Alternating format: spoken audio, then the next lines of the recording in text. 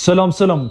كبراتنا إذا يوتيوب channel تخطنا خميت صنحنا زوان زولكم حطرتن وانون حبريتات حزلكم قريب له كسام ودات حبركم صنح بزعبا ود بعصب إرترا حدشت مكراخر حسابات حزا قريب الله زي حساب زي تاريخون حقاون تحسطوتات زلو خوينو منيستر حبريتات هاجر زما حلالفويو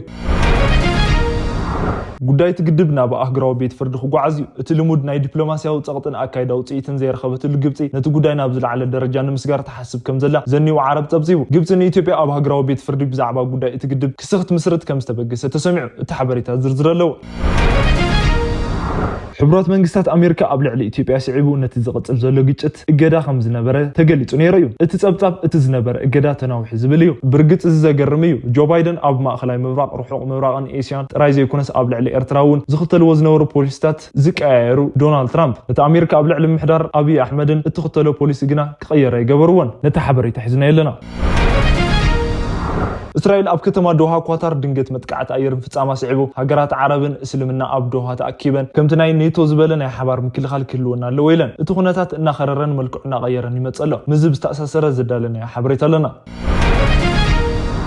أبكروان أمونغو دوب إثيوبيان كينان أبزركو وخابتا ترجع من جيتشاتي في ترلا أبكا بتركان بأفلاق ربع أمو أمونغو خلتين محبر سبنا إحنا مفداي متقعت بزيحو أبصو من إزم محدار كلتين هجرات سلام عركن أب استأكبلو قتلتن مزرفتن كوجن كينا تفتيمو نزف تعمزي كنروينا كسامو دا تم سنة صلحو مع الطاول نزرقو محدشتن زيناتات من تخبط حكم لايك شير سبسكرايب مقبر يترسعو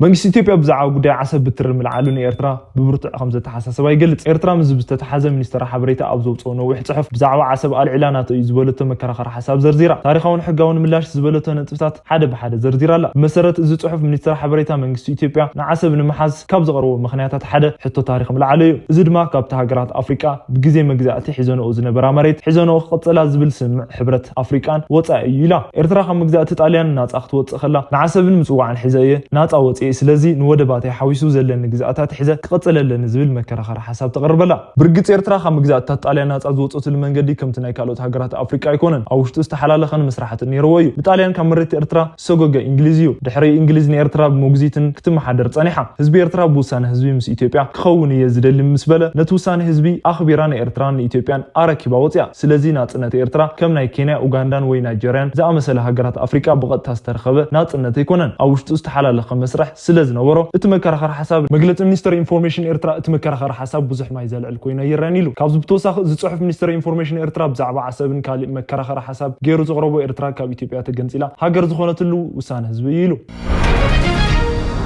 كاب تشعت مسكرم جميرو منجست جبتي ناي متصودياس ينلو ابت معلت جبتي بزعبا تجدب زنبرا بوليسن استراتيجين كم زي واصا تردياتو ميسر غديات وصاي جبتي نبيت مخرصه تاودو حبرات هاجرات ناي طرعن دبدابن ليخم مرقت جدب داسي نحقتات اهغور كم تحسن بمغلاص نوح كسن سموتن ابلع لإثيوبيا قريبو اتلمود ناي دبلوماسياو صقطن اكايدان كومون فتوتن مشارختن اكيب كان اديس ابابا صقطي مفتار حجو وصيت سلسانه جبتنت غداينا بزلعل درجه نمسغار تحسب كم زلا زنيو عرب صبطيو جبتن إثيوبيا هاجر بيت فردي بزعبا قدايات تقدب كسيخت مسرت كم تخلي قلت زدما بمسرت ناي 10 شعات 9 شعات وعل مايات ودب حبرات هاجراتن غيرا تخصص كم تخلي قلت توعل بزعا فتحوطا ماين قدات يزارب جبت دما ماي تنطيقه معرنت تنفيقه قدات وريدن بمال تخصص ان تحساسبت كيلاتات حققنا إثيوبيا نتوعل سلازي فرمتلو تخصي بزح كم زي واط يقلصوا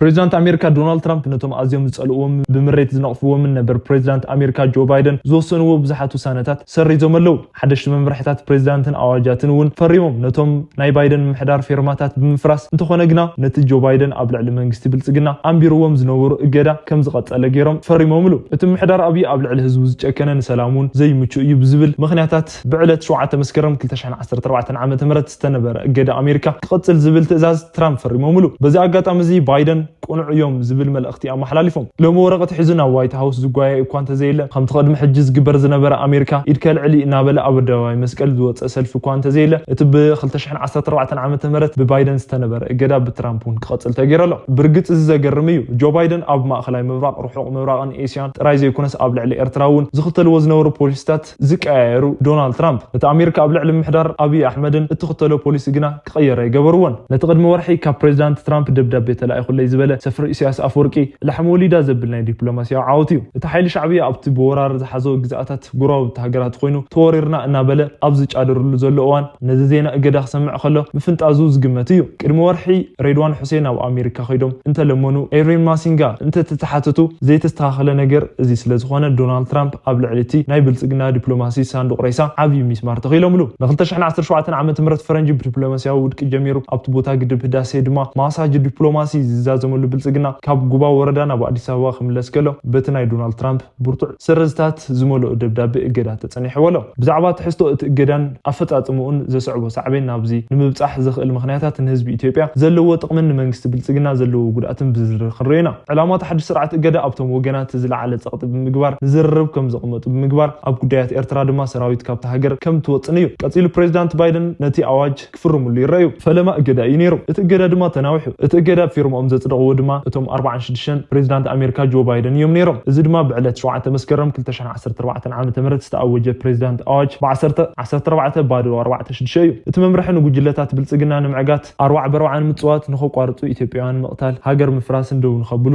ዝዓለመ ነይሩ እዚ ድማ ነቲ ናይ 4 ኪሎ ቤተ መንግስቲ ዲፕሎማሲያዊ ተቐባልነት ዘንቀጥቀጠ ዓንዲ ነይሩ ኣብ ሰሜን ኢትዮጵያ ኣብ ልዕሊ ዜጋታት ጭካነ ፈጺምካ ብመነቶም መሰረት ሰባት ቀቲልካ ሰራዊት ኤርትራ ኣይውጻኻም ተባሂሉ ዝተለኣኸ ፕሬዚዳንት እገዳ ብቐንዲ ሚኒስተር ገንዘብ ኣሜሪካ ዝትግበር እዩ እዚ ድማ መንግስቲ ብልጽግና ካብ ኣሜሪካ ክረኽቦ ዝነበሮ ገንዘብ ንኸይረክብ እትረኽቦን እንተረኸበ እውን ንጸጥታ ምክልኻል ከይውዕል ብጽኑዕ ዝቋጸር እዩ እዚ እገዳ ካብ ዝገብሮ ጀሚሩ መንግስቲ ብልጽግና ካብ ኣሜሪካ ጥራይ ክረኽቦ ዝነበረ 130 ሚልዮን ዶላር ተሪፍዎሎ ሕብረት ኤውሮፕያን 88 ሚልዮን ዶላር ሰሪዙ ባንኪ ዓለም ድማ 600 ሚልዮን ዶላር ኣጊድዎ ጀርመን ዓባይ ብሪጣንያን ሃገራት ስካንዲኔቪያን እውን ዝህቦ ዝነበረ ሓገዝ ሰሪዘን እየን እቲ ፊርማ ባይደን ጸደቀ ደብዳቤ ዘወረዶ መቕጻዕቲ እዚ እዩ ሕጂ ድማ እቲ ፕሬዚዳንት ዶናልድ ትራምፕ ኣብ ቤት ማእሰርቲ ኮይኖም ነዚ እንተወሳኺ 4 ዓመት ከም ዝቐጽል ገይሮም ኣለዉ እዚ ድማ እቲ ብመስከረም 2017 ዓመተ ምህረት ዝተኣወጀ መምርሒ ዘናውሕ እዩ ነበርን ሕጂን ፕሬዚዳንት ዶናልድ ትራምፕ ንእገዳ ኣብ ልዕሊ ኢትዮጵያ እንተወሳኺ ሙሉእ ዓመት ብወግዕ ነዊሖም እንተወሳኺ 4 ዓመታት ሙሉእ ትቕጻዕ ኣለኻ ተባሂሉ ብደብዳቤ ዶናልድ ትራምፕ እቲ ናይ ባይደን ፊርማ ተናዊሑ እቲ መንግስቲ ብልጽግና ብዘይኾነ ተሓላቒ ወይ ተወከልቲ ስቕኢሉ ነቲ መቕጻዕቲ ይቕበለሎ ድሕሪ 4 ዓመታት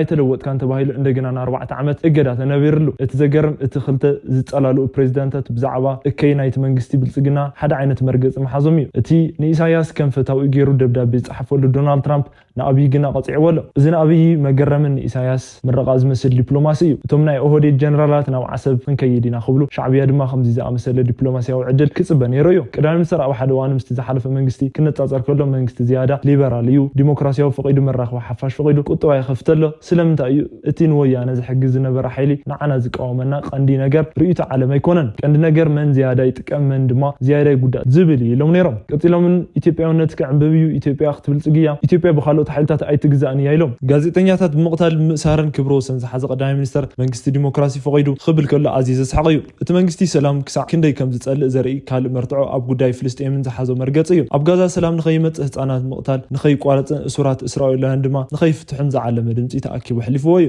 እዚ ውሳነ እዚ ድማ ናይ ዓባይ ብሪጣንያ መንግስቲ ዝተኣሳሰሩ እዩ እቲ ቀዳማይ ሚኒስተር ንመንግስቲ ዓባይ ብሪጣንያ ክንእድ ከሎ እቲ ናይ ዓባይ ብሪጣንያ መንግስቲ ኣብ ዝለውጥ ጥራይ ዘይኮነስ ኣብ እዋን ኩናት ኣብ እዋን ኮሮና ኣብ ብዙሓት ጉዳያት ብዙሕ ፈተውቲ ግድን ክብሉ ከለው ኣብ መድረኽ ዓለም ምድጋፍ ከይቋረፀ ኣብ ኣኼባታት IMFን ባንኪ ዓለምን ንኢትዮጵያ ኮይኖም ተኸራኺሮምልና ንዓና ኮይኖም ተኸራኺሮምልና ስለዚ መንግስቲ ዓባይ ብሪጣንያ ምስጋና ይግብኦ እታ ከም ዝበለ ውዳሴ ዝቐረበላ ዓባይ ብሪጣንያ ኣብቲ መንግስቲ ብልጽግና ብገበን ፀረ ሰብኣውነት ዝኸሰሰትን ኣብየታቱ ዘቐረበትን ደብዳቤ እቲ መንግስቲ ኣብ ልዕሊ ህዝቢ ዝፍጽሞም በደል የሻቀለነ ሌላ ፈሪማት ለላ እቲ ብውሽጢ ዝውገዝን ዝቃለሰሉን ዘሎ ምሕዳር ካብ ወፃኢ ድማ ከምዚ ዝኣመሰለ ተደራራቢ ዲፕሎማሲያዊ ውድቀታት ክወርድ ከሎ እቲ ኣብ ልዕሊ ኢትዮጵያውያን ዝፍጸም ዘሎ በደል ንዓለም ንኽጋለጽ ኣበርክቶ ክህልዎ እዩ እቲ ምሕዳር ንሰላማዊ ኣጀንዳታት ዝኸፈቱ ማዕጾ ከም ዘየለ መቕታል ኩናት ምፍናን ከም መሳርሒ ስልጣን ገይሩ ከም ዝጥቀም ዘርኢ እዩ እቶም ናይ ኢትዮጵያውያን ፖለቲካዊ ሓይልታት ዲፕሎማሲያዊ ትካላትን ሲቪል ማሕበራትን ነዚ ጉዳያት ኣበርቲዖም እንተደፊኦም ሙሉእ እቲ ጉዳይ ኣህግራዊ መልክዕ ክሕዝ እዩ እቲ ምሕዳር ብምኽንያት እቲ ምስ እስራኤል ዘለዎ ናይ መሳርሒ ምሻጥን ምግዛእን ዝምድና ኣብቲ ንህፃናት ጋዛ ዘይመውትን ዝብል ኣጀንዳ